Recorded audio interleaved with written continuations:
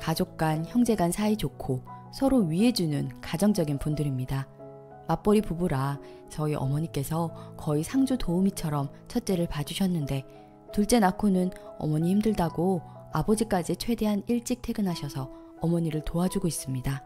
그래서 본의 아니게 거의 합가를 한 상태이지만 아버지는 며느리가 불편해할까봐 본가를 세주고 우리 집 근처에 전셋방을 얻으셨습니다. 와이프와 저는 퇴근하고 오면 8시쯤 되는데 집에 도착할 때쯤 아버지께서 설거지, 아기 젖병 소독, 분리수거, 음식 쓰레기 등 정리를 다 하시고 우리 저녁 먹은 것까지 다 치워주세요. 와이프가 처음에는 살짝 부담스러워 하더니 요새는 좀 더 큰 집으로 이사가서 화장실 있는 제일 큰 방을 들이자고 먼저 말해줘서 저 또한 고맙게 생각합니다. 와이프는 세 자매 중 막내이고 자매끼리는 사이가 좋지만 장인 장모님 사이, 장인 장모님의 형제들 사이는 그렇게 좋지 못합니다. 돈 때문이죠. 결혼 전부터 수없이 들었습니다. 형제들과의 돈 싸움에 대해서요. 고모가 얼마 달라고 한다. 이모가 얼마 달라고 한다. 왜 쟤는 얼마 주고 나는 얼마 주냐 등등 시끄러웠고 저를 편하게 생각하셨는지 장인 장모님은 결혼 전부터 저에게 이런저런 얘기를 해주셨습니다. 돈이 있다고 다 좋은 건 아니구나 생각하며 공감은 안 됐지만 공감하는 척 얘기를 들어드리곤 했죠. 이때부터 꼬이기 시작했던 것 같습니다.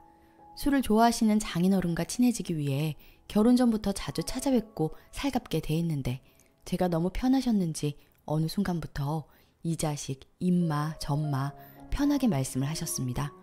그 뒤 결혼하고 지금까지 약 3년 정도 한 달에 한 번에서 많을 때는 매주 아버님과 둘이 식사도 하고 술도 마시고 또 가족여행 기획도 제가 대부분 하고 처가 대소사 등 이것저것 잘 챙기며 좋은 사위가 되기 위해 노력했습니다.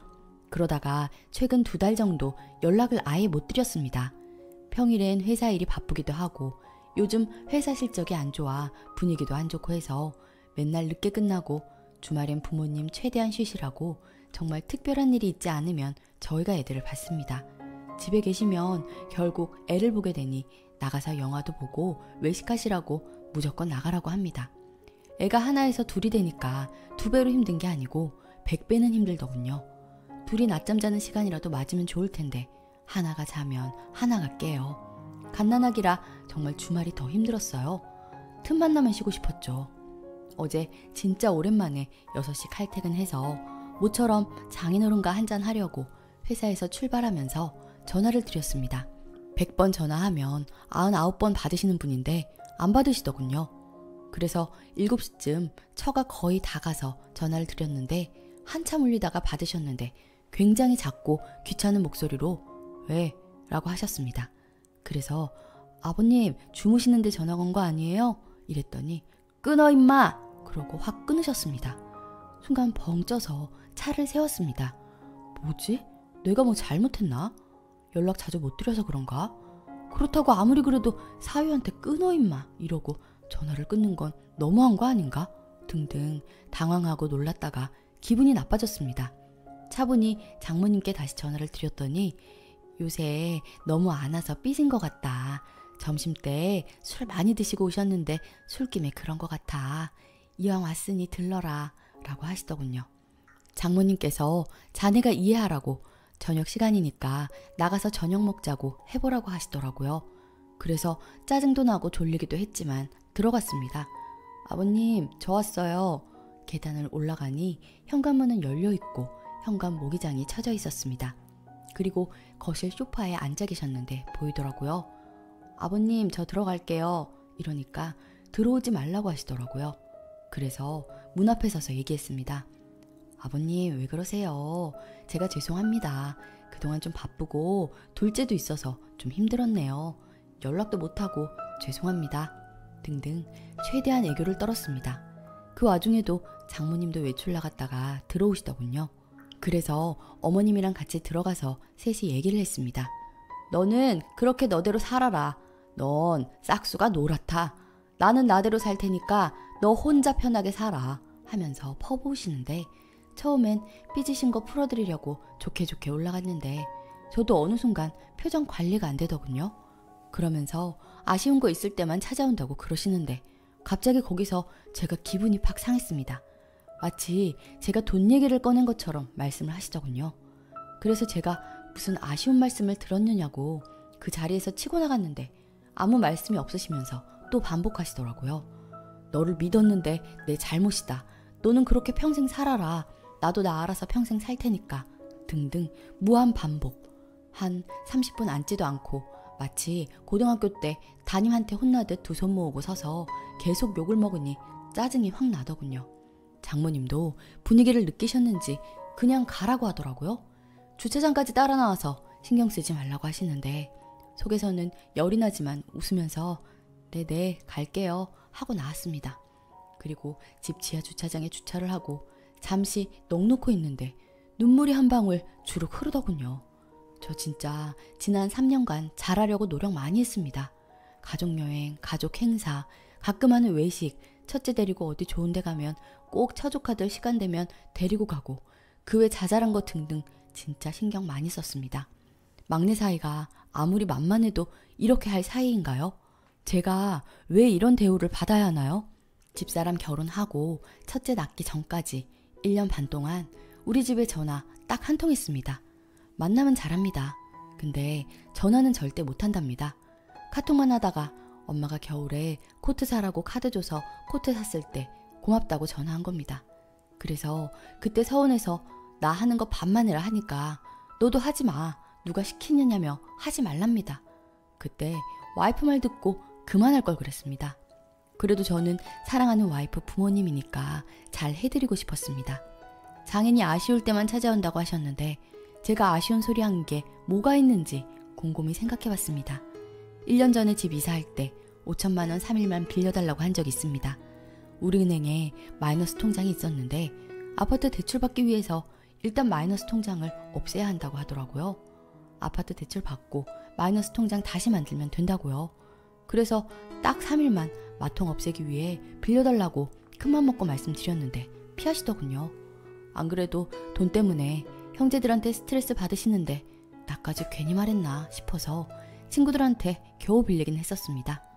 그런데 그땐 제가 너무 서운했습니다.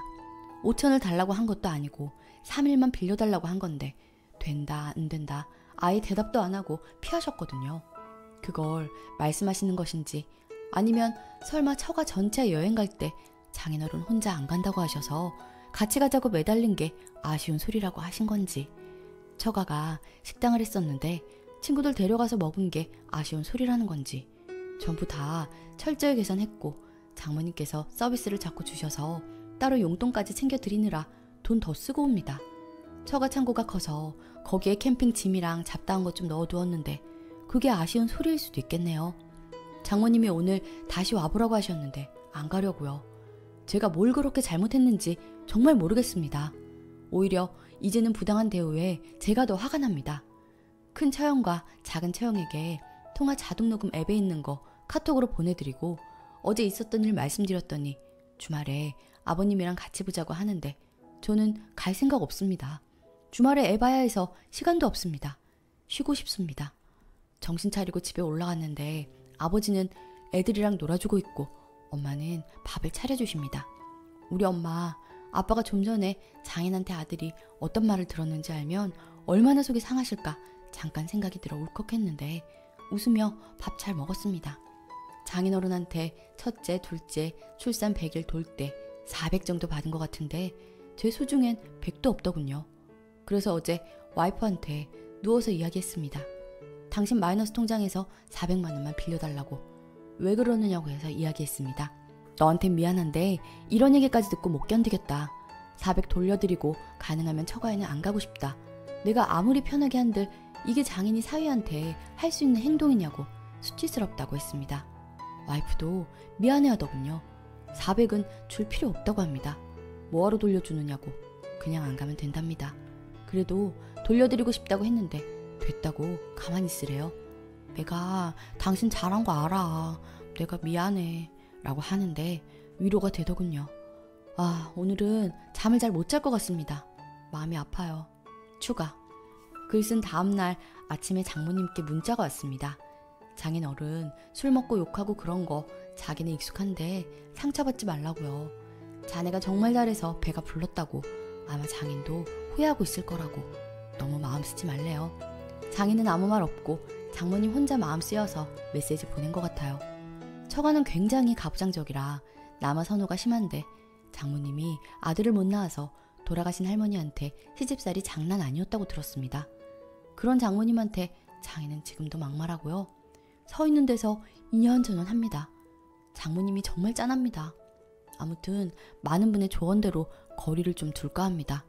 내가 왜 이런 대접을 받아야 하는지 모르겠습니다. 저희 부모님에 대한 댓글이 좀 있는데 저도 마음이 아픕니다. 제가 능력이 부족해서 맞벌이를 안 하면 힘든 상황이라 항상 죄송하게 생각합니다. 저희가 집에 있는 시간엔 최대한 쉬시도록 노력하고 있습니다. 많은 관심 감사합니다. 모두 건강하세요.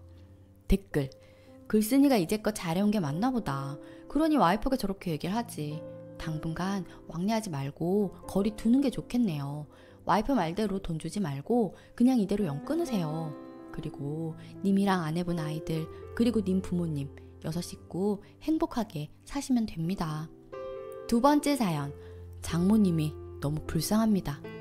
저는 연애 3년 차에 결혼 13년 차 남편입니다.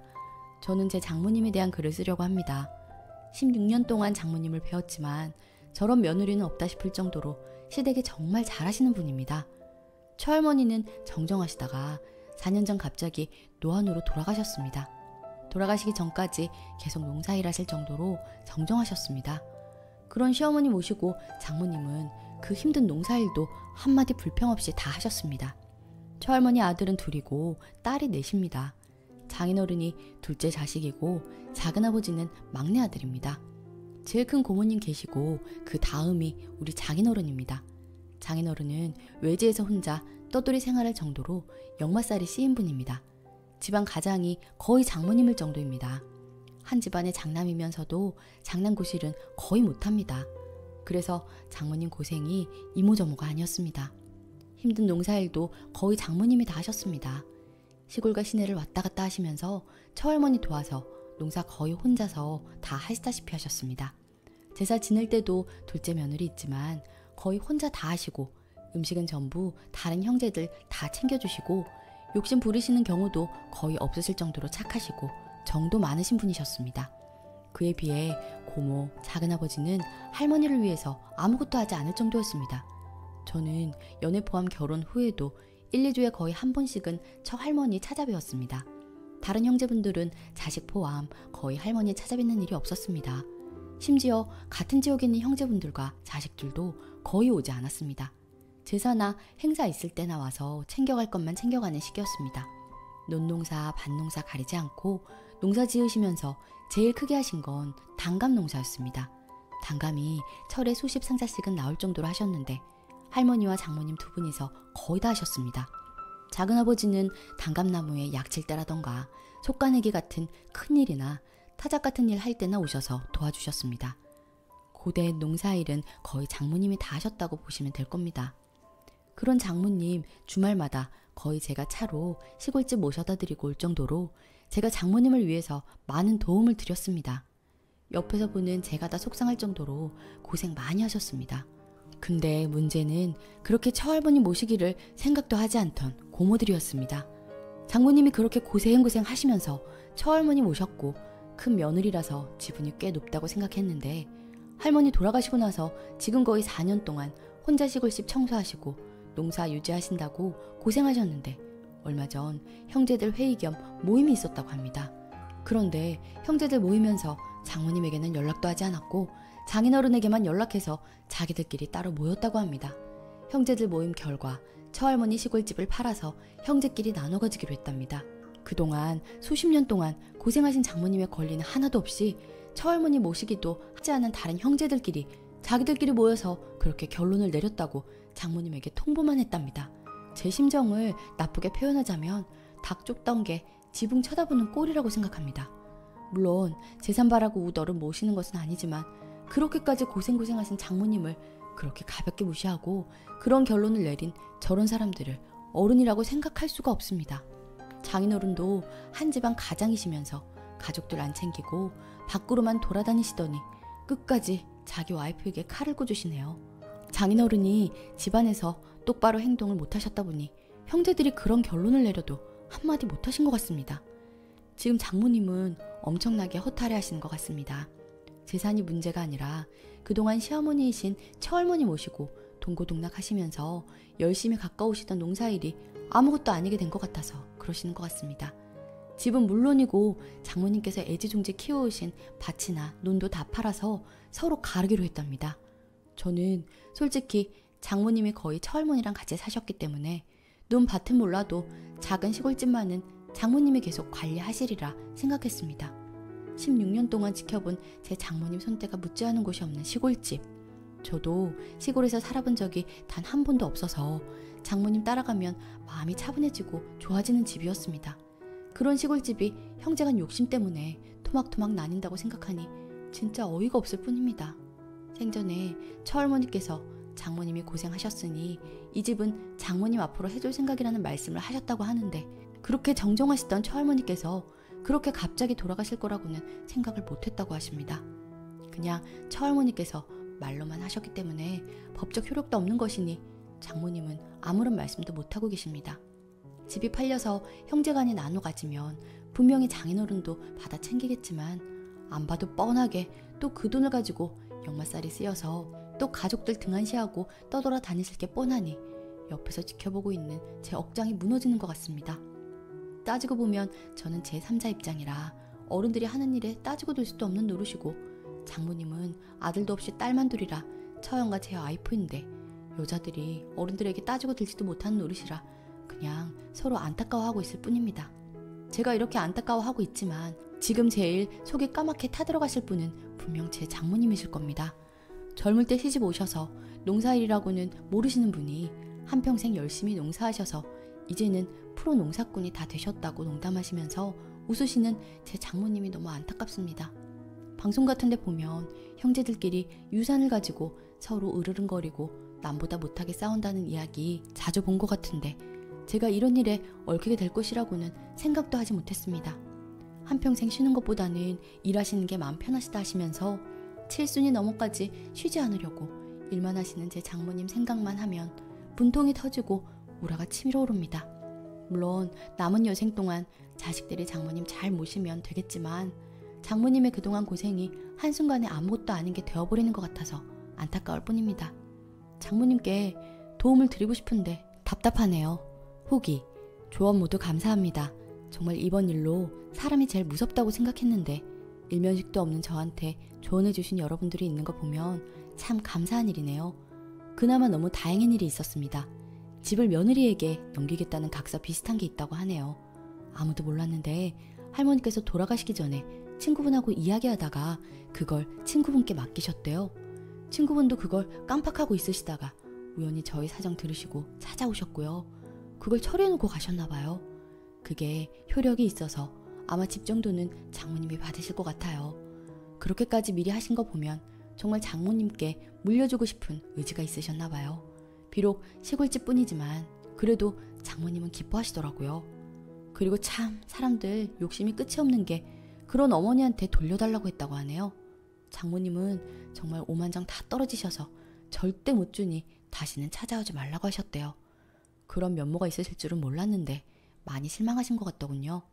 사실 하신 거에 비하면 시골집도 너무 작지만 그나마 다행이라고 여기고는 있어요. 그리고 몇 년 내로 제가 사는 지역으로 모시려고요. 장모님도 노년을 좀 누리고 사셨으면 하는 바람이 들어서요. 아무튼 조언해 주셔서 감사드리고 모두 행복하세요. 댓글, 정말 머리 감은 사람들이 제일 무섭다고 욕심은 끝이 없나 봐요. 장모님 생각하는 사의 마음 참 예쁘네요. 잘해드리세요. 오늘의 사연은 여기까지입니다.